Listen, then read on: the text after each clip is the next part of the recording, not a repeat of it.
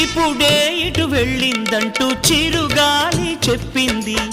నిజమే, ఇంకా గాలుల్లో చెలి పరిమళముంది. ఇందాక చూశానంటూ సిరిమల్లె చెప్పింది. ఇదిగో అంటూ తనలో చెలి చిరునవ్వే చూపింది. ఈ గుడి గంటల్లో తన గాజుల సడి వింటుంటే తను ఈ కోవెల్లో ఇప్పటి వరకు ఉన్నట్టే. ఎటు చూసినా తన జాడలే, ఎటు వెళ్ళిందో ఈ లోపునే. నేలనడిగా, పూలనడిగా, నీలి నింగి చుక్కలనడిగా, ప్రేమించిన చెలియేదని.